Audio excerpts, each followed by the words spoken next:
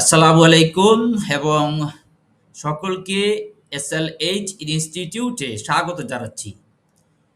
প্রিয় পার্টিসিপেন্টস, আপনারা যারা আজকে জয়েন করেছেন অথবা এরপরেই কথাবার্তা শুরু করেছি অফিসিয়ালি এবং এরপরে যারা জয়েন করবেন তাদেরকেও আমি আবারও স্বাগত জানিয়ে রাখি। যখন রেকর্ডের ক্লিপ দেখবেন তখন এই রেকর্ডের ভিডিও ও দেখেই অনেকে কথাবার্তাগুলো বোঝার চেষ্টা করবেন। যা হোক, যে উদ্দেশ্যে কথাবার্তা বলা, আমাকে আমি স্ক্রিন শেয়ারে চলে যাব। তারপরেও আগে একটু বলে নেই যে আমরা এই এসএলএইচ ইনস্টিটিউট থেকে বেসিক্যালি দীর্ঘদিন ধরে আমি নিজে আগে সবকিছু গুছিয়েছি, কিন্তু সময়ের অভাবে অবস্থার প্রেক্ষিতে হয়তো দ্রুত বিভিন্ন জায়গায় বিভিন্ন ট্রেনিংয়ের প্রোগ্রাম অ্যারেঞ্জ করা সম্ভব হয়ে ওঠেনি। এখন থেকে রেগুলার থাকবে ইনশাল্লাহ, সেই ব্যবস্থা করা হয়েছে। আমি চলাকালীন সময়ে আরেকটু পরিচিতি দিব। সেশন চলাকালীন সময়ে আজকে সেশন এবং ভবিষ্যতের জন্য একই ফর্মুলা, যে আপনারা অবশ্যই প্রশ্ন করতে পারবেন। প্রশ্ন এবং আনসার, অর্থাৎ কোশ্চেন এবং আনসার সেশন আমি রেখেছি, বেশ সময় ধরেই রেখেছি। তো সেই সময়টাতে আপনারা কথা বলতে পারবেন, নিজেদেরকে উপস্থাপন করতে পারবেন এবং নিজেদের যে প্রবলেমগুলো আছে আজকের এজেন্ডার মধ্যে থেকে সমাধান করতে পারা যাবে বলে আমি মনে করি। তারপরেও ১ ঘন্টার একটি ক্লাস আজকের। ভবিষ্যতে যে ক্লাসটি হবে সেটি হবে ২ ঘন্টার কমপ্লিট একটি মডিউল। যা হোক, আমি একটু শেয়ারে চলে যাই। স্ক্রিন শেয়ারটা করব। তার আগে আমি ফাইলটা খুলে নেই, যে ফাইলটাতে আমি রেখেছি।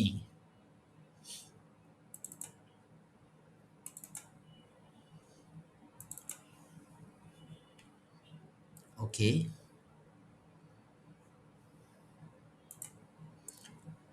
স্ক্রিন শেয়ারে আমি চলে যাচ্ছি।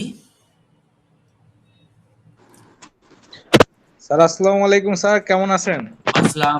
কে বলছিলেন? একটু পরিচয় দিয়ে বলো, কারণ আমার সামনে অনেক লোক। স্যার আমি মিনহাজ বলছিলাম, স্যার মিনহাজ আজাদ। মিনহাজ আজাদ, ধন্যবাদ আপনাকে। ভালো আছেন না? জি স্যার, অবশ্যই স্যার। আপনি কেমন আছেন স্যার? আলহামদুলিল্লাহ, আশা করি সবাই ভালো আছি আমরা।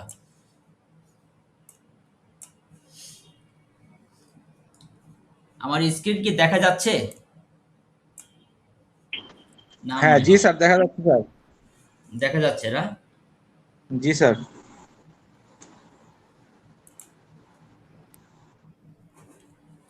দেখা যাচ্ছে স্ক্রিন? হ্যাঁ, দেখা যায়। জি ওকে, স্যার, দেখা যাচ্ছে স্যার। ওকে, ওকে।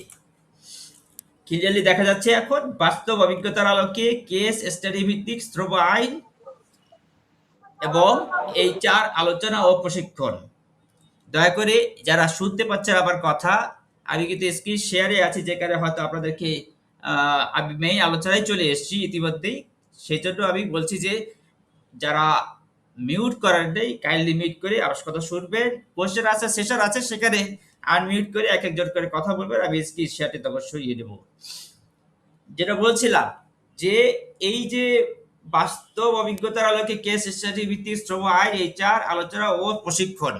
আমি একটি ইতিহাস বলি ২ মিনিটে, আমি কোথা থেকে এই আইডিয়াটা দিয়েছি। আমরা সচরাচর দেখতে পাই যে ট্রেনিং একটা চ্যাপ্টার ধরে বিভিন্ন টপিক ধরে আমরা প্রশিক্ষণ নিচ্ছি বা দিচ্ছি, কিন্তু আমি আমার অভিজ্ঞতা, অর্থাৎ আমি যখন ২০০৩ সালের দিকে, ২০০৩ সাল আমি বলছি, আবার রিপিট করছি, ২০০৩ সালের দিকে যখন আমি এইচআর টেক্সটাইল প্রাইড গ্রুপে ছিলাম, তখন দেশ গার্মেন্টসে জিএফ সাহেব ছিলেন আমার রিপোর্টিং বস। দেশ গার্মেন্টসে জিএফ সাহেব, খুব ভালো করে জেনে নিবেন, শব্দগুলো টার্মগুলো মনে রাখবেন। দেশ গার্মেন্টস, আই রিপিট।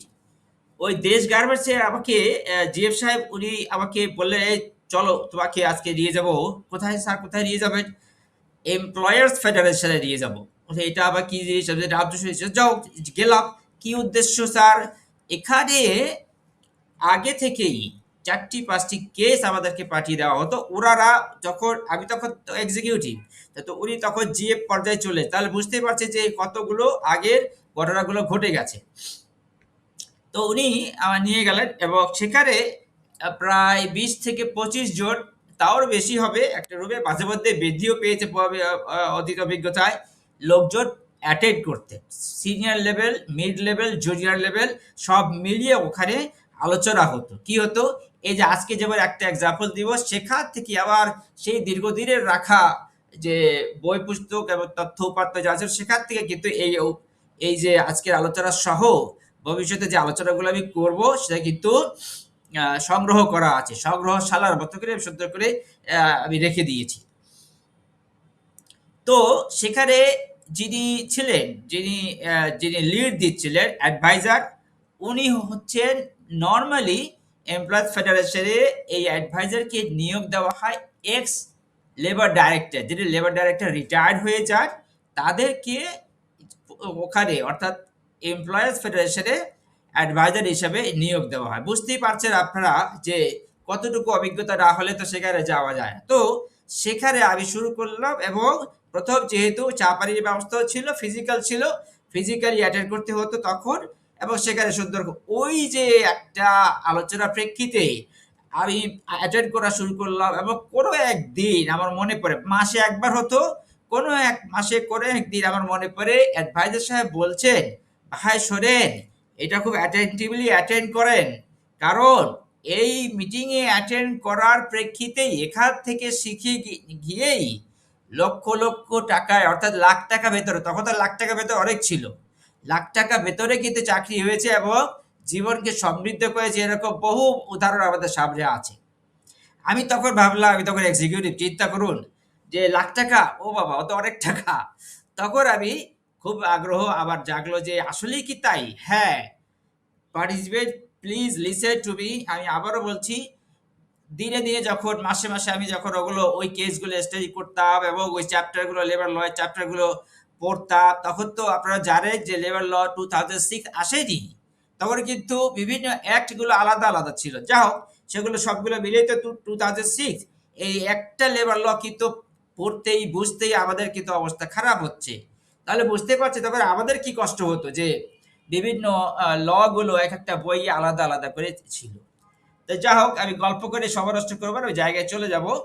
সেই যে একটা অভিজ্ঞতা, এবং আসলেই আমি ওই এমপ্লয়ার্স ফেডারেশনের মিটিংয়ে অ্যাটেন্ড করার জন্য, বিশ্বাস করেন আর নাই করে, ইহাই সত্য যে আমি চাকরি দেওয়ার সবাই ইন্টারভিউ বোর্ডে আমি চুক্তি করে নিতাম যে একদিন আমাকে এই মিটিংয়ে যাওয়ার অনুমতি দিতে হবে, আপনি কোনো বা আপনার ম্যানেজমেন্ট কোনো প্রকারের কোনো আহ, মানে না খুশি বা অখুশি হতে পারবেন না, সোজা কথা আমি বলে দিতাম। তাহলে কতটা ইন্টারেস্ট আমি ফিল করেছি, এবং সত্যি ওখান থেকে আমি শিখেছি। শিখে গিয়ে আজকে আমি হয়তো না বলাই উচিত, লাখ লাখ টাকা তো কিছুটা তো অর্জন করতেই হয়েছে, নাহলে আপনারা যারা আমাকে চেনেন তারা হয়তো জানবেন, যারা চেনেন না তাদের উদ্দেশ্যে আমি এখন নেক্সট স্লাইডে কথা বলবো।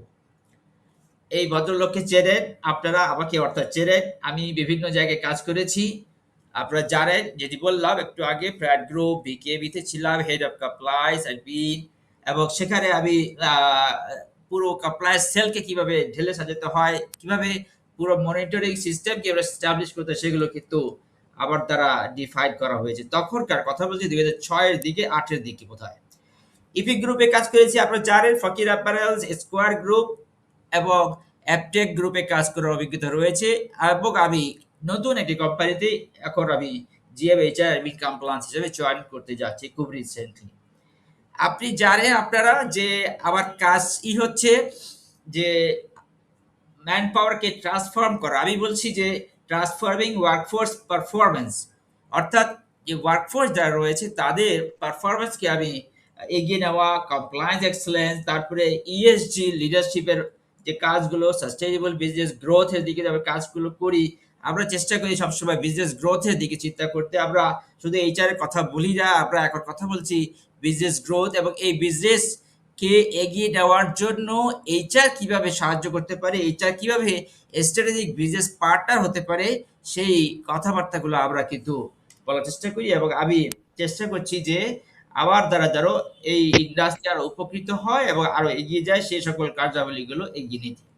আমার নাম সরফরাজ আহমেদ, 25 বছরের অভিজ্ঞতায় কাজ করছি। মেইন যে কথাবার্তা আজকে কথা বলবো, এইটা হচ্ছে সেই কথা। এটা বলার আগে আমি বলে নেই, এটা যেহেতু একটা মক ক্লাস এবং ১ ঘন্টার একটি ক্লাস, ১ ঘন্টার এই ক্লাসে আমি কথা বলবো না। এখন থেকে প্রায় ২৫ থেকে ২৫ মিনিট তো আমি কথাই বলবো না। ২৫ মিনিট কথা বলবেন আপনারা। এটাই হচ্ছে এই সেশনের পার্থক্য। যে সবগুলো ট্রেনিং সেশনে দেখা যায় যে ট্রেনার বা যিনি অ্যাডভাইজার বা যিনি লেকচারার কথা বলে যাচ্ছে, অন্য পাশে শুধু কেবল শুনে যাচ্ছে। তা হবে না। আজকে আপনারা কথা বলবেন। সেজন্য সেজন্য আমি ওপেন করব, মানে কথাবার্তা বলা। তো একটু শুধু গাইডলাইনটা দিয়ে দিই। কথা বলার সময় নিয়ম হচ্ছে, তখনও সেখানে যখন আমরা ফিজিক্যালি হতো তখনও তাই হতো যে একজনের কথা বলার সময় আরেকজন ঢুকে যেত। তো প্লিজ, যেহেতু এটা huge session, at the same time মানে এটা হচ্ছে অনলাইন সেশনে কন্ট্রোল করা একটু টাফ। তারপরেও যেহেতু ওপেন এন্ডেড এখানে প্ল্যাটফর্ম রয়েছে, সবাই আনমিউট করতে পারে। সেই প্রেক্ষিতে বলছি যে একজন যখন কথা বলবে অবশ্যই শ্রদ্ধা করে করে এবং তার কথাগুলো শুনবেন ভালো করে। শোনার পরে যুক্তি দিয়ে তো কথা বলবে। আর তারপরে তো আমি আছি শেষে সারাংশ করার জন্য যে আসলে কি হবে। এবার তাহলে টপিকটা পড়ি। A security guard while on duty went out of the factory, ভালো করে শব্দগুলো বুঝবেন। Went out of the factory main gate with the consent or acquiescence of his colleagues to entertain his guest. On the way back to the factory, he met an accident on the road, causing serious injury. Whether প্রশ্ন হচ্ছে whether the security guard will be entitled to accident compensation under the Bangladesh Labor Act 2006। বাংলায় বলছি, ডিউটিরত অবস্থায় একজন নিরাপত্তা প্রহরী তার সহকর্মীদের সম্মতি বা মৌন সম্মতিতে তার অতিথিকে আপ্যায়ন করার জন্য কারখানার মূল ফটকের বাহিরে যান। কারখানায় ফেরার পথে রাস্তায় তিনি দুর্ঘটনার শিকার হন এবং মারাত্মকভাবে আহত হন। বাংলাদেশ শ্রম আইন ২০০৬ অনুযায়ী উক্ত নিরাপত্তা প্রহরী কি দুর্ঘটনা জড়িত ক্ষতিপূরণ পাওয়ার অধিকারী হবেন? প্রথম প্রশ্ন যে এই যে আমি আবার বলে নিই, ছেড়ে দিব, আমি মাইক্রোফোনে ছেড়ে দিয়ে কথা বলবেন আপনারাই। এখানে কয়েকটা বিষয় খুব গুরুত্বপূর্ণ। প্রথম হচ্ছে যে এই যে কথাটা বলা হয়েছে যে ক্ষতিপূরণ, এই ক্ষতিপূরণ কোন চ্যাপ্টারে বলা আছে ক্ষতিপূরণ আদায় করতে হবে, কোন চ্যাপ্টার অনুযায়ী? প্রথমে আমাদের জানা উচিত, এর সাথে সাথে জানা উচিত যে আদৌ কি এই নিরাপত্তা প্রহরী যে অ্যাক্সিডেন্টটা হলো এই ক্ষতিপূরণ পাবে কি পাবে না। শুধু বললে তো হবে না, না স্যার পাবে না, হ্যাঁ স্যার পাবে। এই কথা বলার আগে ধারা উপধারা লজিক দিয়ে বুঝে দিতে হবে। আমি ফ্লোর ছেড়ে দিচ্ছি, আপনারা কে বলবেন বলুন। আমি একটু আশা করি পয়েন্টটা নোট ডাউন করেছেন, আমি মিনিমাইজ করছি আপনাদের বোঝার জন্য। বলুন স্যার, সঠিক ধারা বিধি হয়তো বা বলতে পারবো না এই মুহূর্তে, তবে তার জব নেচারটা নাম বলে হচ্ছে দিন, নাম বলেন, বাহিরে নাম যাওয়া বলেন না। আগে, নাম বলেন, নাম বলে আমার নাম একটু বলে নাভিদ নিন। আহমেদ সৌরভ স্যার। নাভিদ আহমেদ সৌরভ আমার নাম, senior executive HR and compliance হিসেবে আহ, একটি হ্যান্ডিক্রাফট সেক্টরে জব করছি আপাতত স্যার। ওকে, বলুন। এই সিকিউরিটি গার্ডটা এই জন্যই স্যার পাবে না, কারণ তার জব নেচারটাই বাহিরে যাওয়াটা ছিল না। সে তার ব্যক্তিগত কাজে বাহিরে গেছিল, যেহেতু সে তার জব নেচারে ওইটা ছিল না, সেহেতু সে জরিমানাটা পাবে না স্যার। ওকে, বুঝলাম। আর কেউ? জি, মিনহাজ আজাদ। জি স্যার, এটা হচ্ছে ধারা ১৯। ধারা, ধারা ১৯। হ্যাঁ বলুন, মৃত্যুদণ্ড। বলুন, বলুন, বলুন, বলতে হবে, ভয় পেলে হবে না। এটাই হলো জি স্যার, ধারা এই ১৯ অনুযায়ী। জি স্যার। বলুন, বলুন, ধারা ধারা ১৯ অনুযায়ী পাবে কি পাবে না?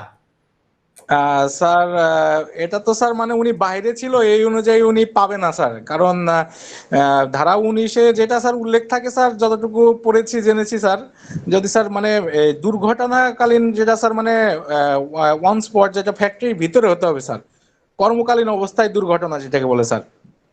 আচ্ছা, শুনলাম। আর কেউ? আর কেউ? এই হচ্ছে মজা, এই হচ্ছে এই সেশনের মজা। আমি কিন্তু আবারও বলে দিচ্ছি কিছুটা, প্লিজ। আর কেউ? সবাই কি ঘুমিয়ে গেল? আবার পরে কেউ অ্যাটেন্টিভলি নাই মনে হচ্ছে। আজাদকে দেখতে পাচ্ছি। সবাই ঘুমিয়ে গেলে হবে না। সালামু আলাইকুম স্যার, আমি রাসেল বলছিলাম স্যার। আচ্ছা, ধারা আমি 19-এ শেয়ারিংটা যেটা, সরিয়ে দিচ্ছি একটু বোঝার জন্য, তারপরে বলুন। হ্যাঁ, জি স্যার, ধারা 19-এ যেটা আছে, যদি কর্মরত অবস্থায়, এটা কর্মকালীন অবস্থায়। তো এই দুর্ঘটনা যদি কর্মকালীন অবস্থায়, এটা কর্মরত না, কর্মকালীন অবস্থার হচ্ছে এটা পাবে স্যার। আচ্ছা, আমি ছোট করে একটু আনসার দিয়ে দিই, তারপর আসল জায়গায় যাবো আবার। আমি আশা করি যারা আমার সাথে অ্যাটেন্টিভলি কানেক্টেড আছেন, অ্যাটেন্টিভলি বলছি, তারা সবাই ওই কেসটা লিখেছেন। নাহলে আমি আরেকবার শেয়ার করে দেখিয়ে দেবো যে কেসটা কি ছিল। আপনারা কি কেস কেউ লিখেছেন বা দেখেছেন বা নোট করেছেন? মনে হয় না। আমি আরেকবার শেয়ার করে দেখিয়ে দিচ্ছি আগে কেসটা, আরেকবার আপনারা ওই ওই কেসটাকে ভালো করে পর্যবেক্ষণ করুন। আমি একটু দেখিয়ে নিই।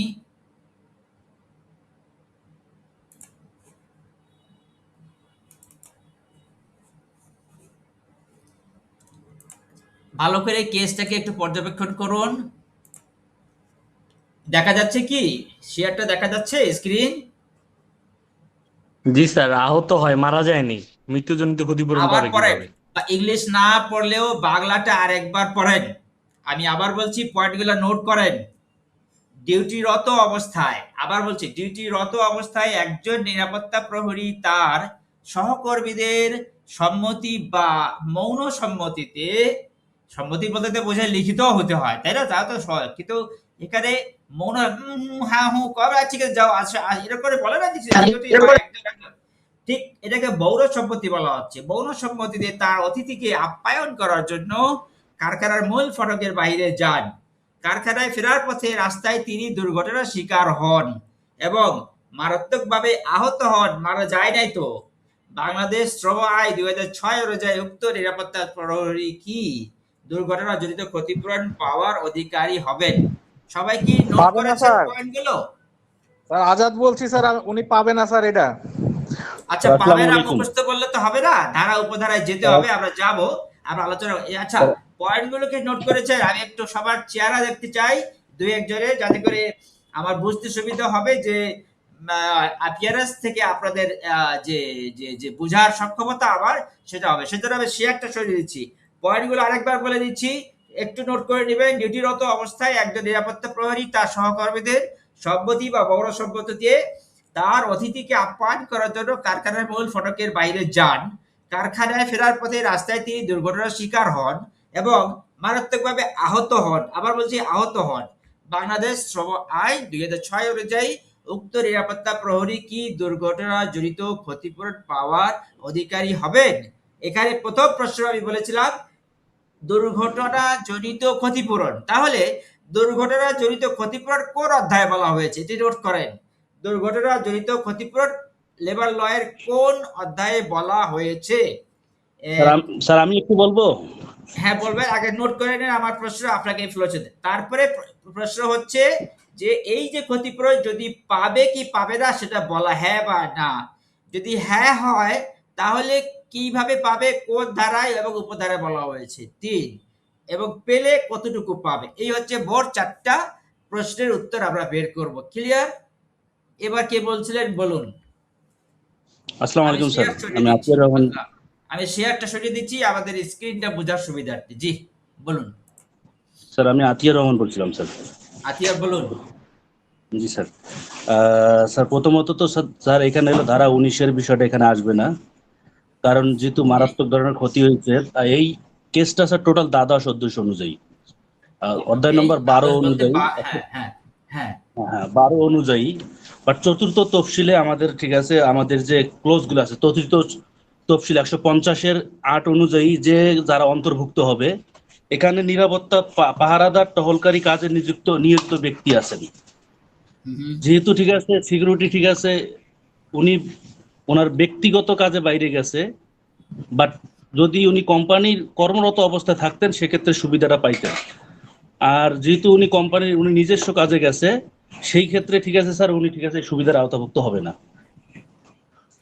আচ্ছা ওকে, শুনলাম, ভেরি গুড।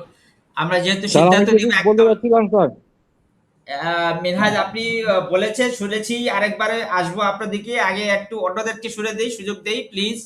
আসতেছি আপনার দিকে। আমি একটা শুরু, আরেকবার শুরুর আপনি। হ্যাঁ, অন্য কেউ? আতিয়া খুব সুন্দর বলেছে। আসসালামু আলাইকুম। আসসালাম। কাজী আফরোজ, হ্যাঁ বলুন। স্যার, উনি সবাই একই কথা বারবার রিপিট করতেছে, আমিও এটাই বলবো। উনি ওনার সহকর্মীর পারমিশন নিয়ে বাইরে গেছে। এখানে কোম্পানির ম্যানেজমেন্টের কারো পারমিশন ছিল না, বা লিখিত কোনো যদি গেট পাসও থাকতো তাহলেও হয়তো এটা দুর্ঘটনা ধরা যেত।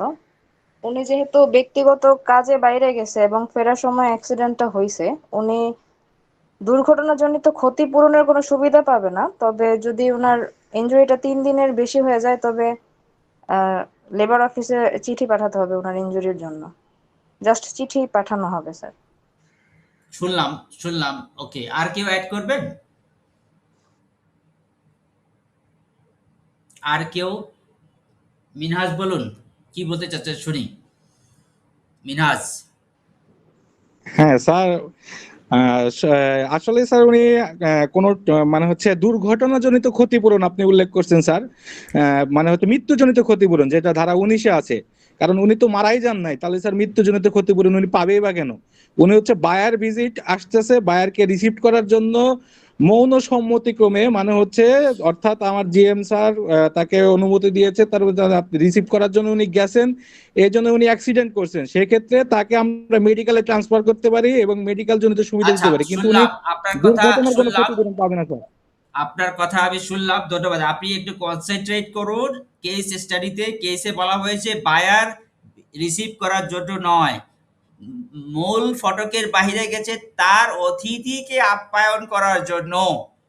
তার নিজস্ব অতিথিকে, কোনো কোম্পানির কথা বলা নেই। আমি আবার বলছি। আচ্ছা, যা হোক, সোজা কথা হলো ধারা 19-এর কোনো সম্পর্ক এখানে নেই। আমি একদম সিদ্ধান্ত দিয়েছিলাম যারা ধারা 19-এর কথা বলছিলেন।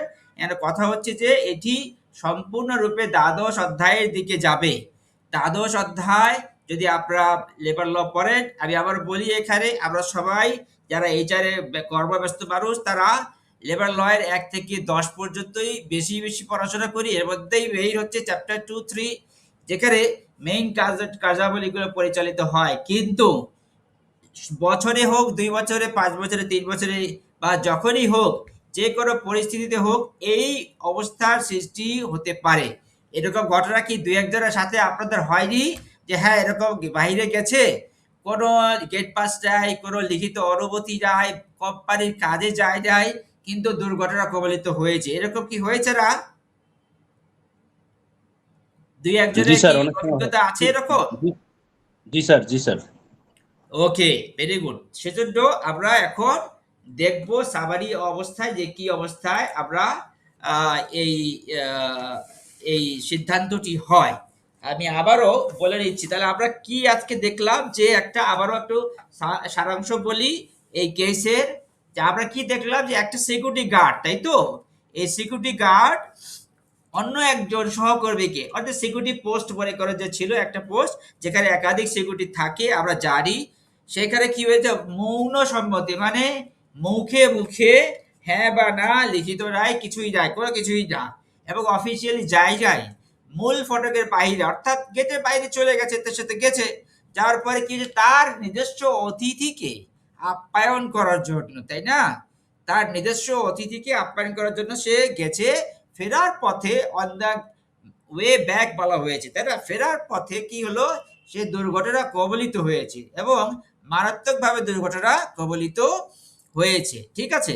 তো এখন দুর্ঘটনা কবলিত হওয়ার পরে এই দৌড়াদৌড়ি করে মানুষ হয় না যে নিয়ে আসে, কোনো না কোনো ভাবে তো হোক, কোম্পানির দৃষ্টিগোচরে এসেছে, তার সহকর্মীদের দ্বারাই হোক, বা যেভাবেই হোক, বা পরবর্তীতে হোক, বা আশেপাশে জনগণের দ্বারা হোক, যে কোনো ভাবেই হোক, দৃষ্টিগোচরে এসছে যে এই যে সিকিউরিটি গার্ড সে দুর্ঘটনা কবলিত হয়েছে।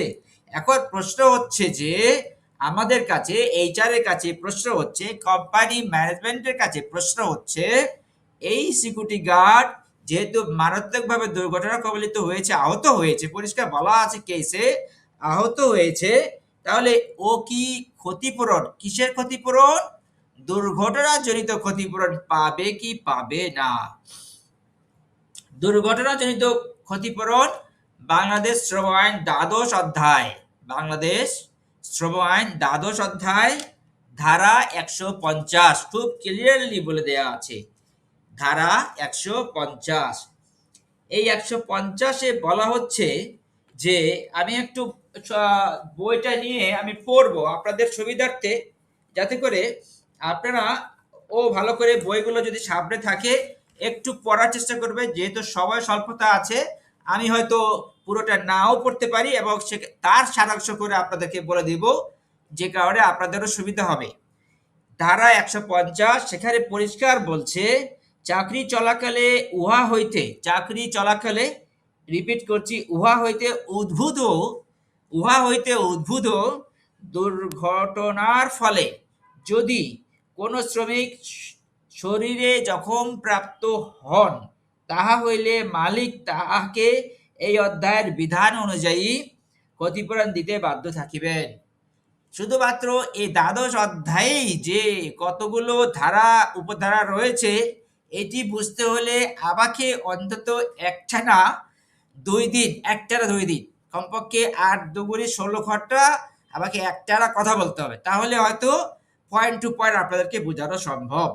কিন্তু দুশ্চিন্তার কিছু নেই, আমি আবারও বলি যে আবার এই যে কেস স্টাডি ক্লাসে যারা ইনশাআল্লাহ আসবে, তারা অভিজ্ঞ না হয়ে যেতে পারবে না, আমি এতটুকু গ্যারান্টি দিয়ে বলছি। কেন? কারণ আমি এই কেস স্টাডি ভিত্তিতেই আলোচনা করব। তাতে হবে কি, কোন ধারায় কোন উপধারায় এই কথাবার্তাগুলো বলা আছে এটি আপনাদের মুখস্থ হয়ে যাবে খুব সহজেই। লক্ষ্য করুন, এইখানে আমাদের প্রশ্ন হচ্ছে যে এই যে দুর্ঘটনাটি ঘটলো, এই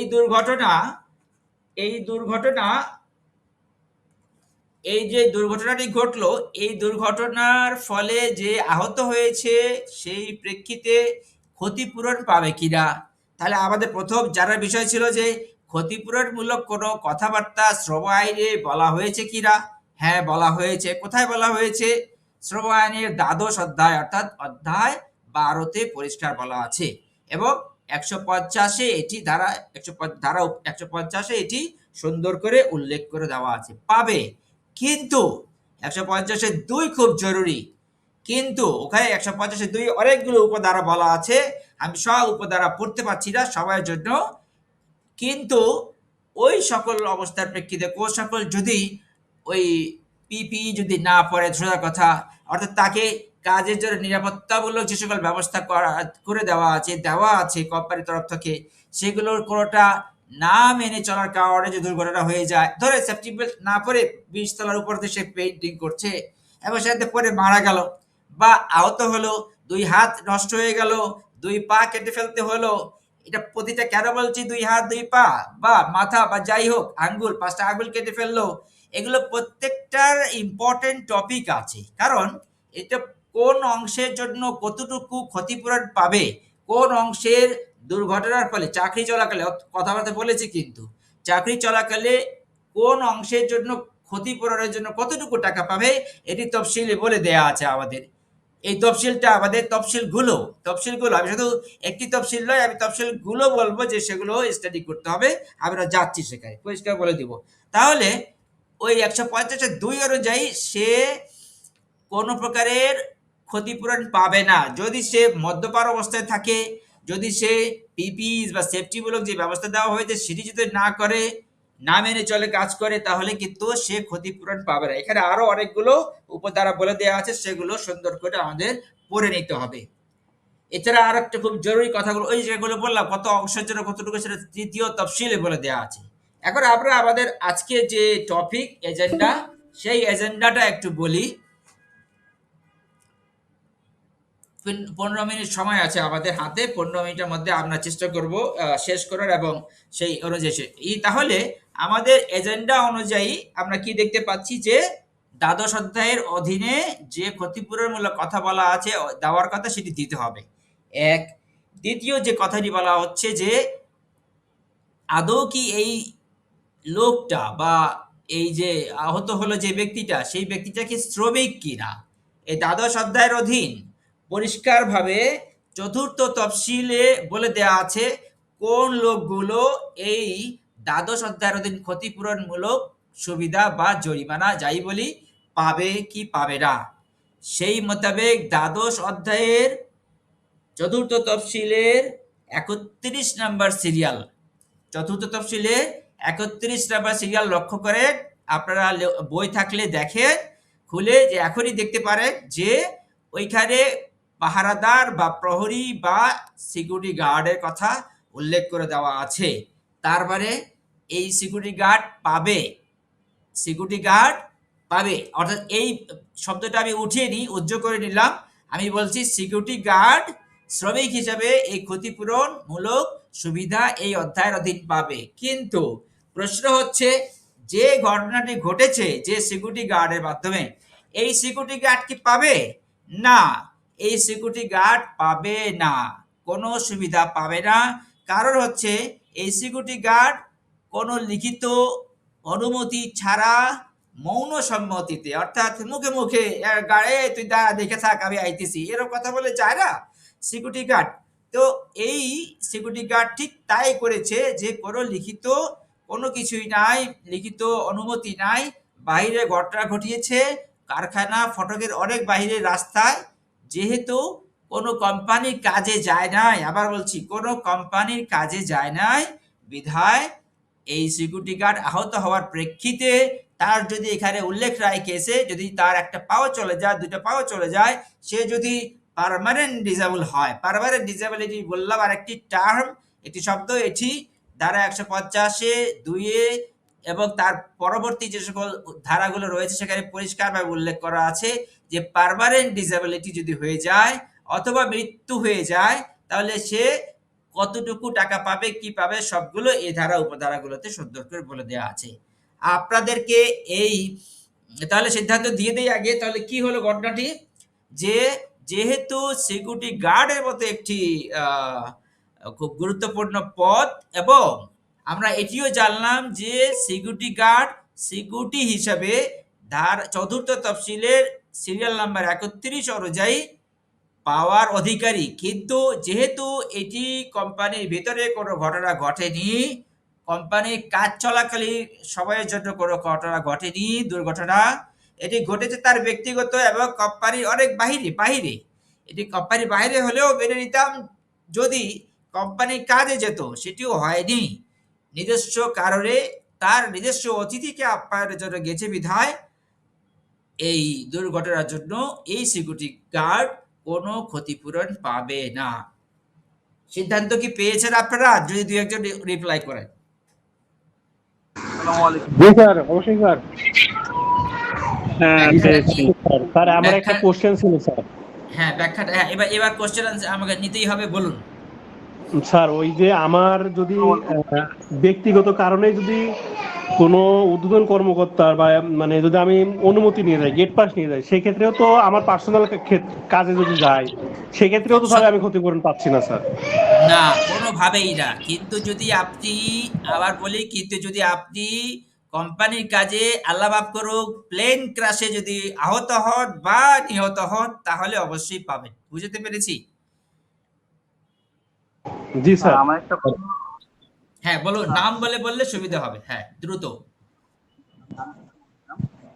এখানে কথা হলো স্যার, যেই সিকিউরিটি গার্ডটা বের হলো, সে যদি মানে মৌন সম্মতি মানে মুখের বসের বা আপনার কর্মচারীদের সম্মতিতে বের হলো, কিন্তু ধরেন আমাদের কোম্পানিতে যেমন একটা আছে মুভমেন্ট রেজিস্টার, আমরা করে তারপর বের হই, তো সে যদি মুভমেন্ট রেজিস্টার এন্ট্রি করে বের হয় তাহলে কি সে সেই সুবিধাটা পাবে?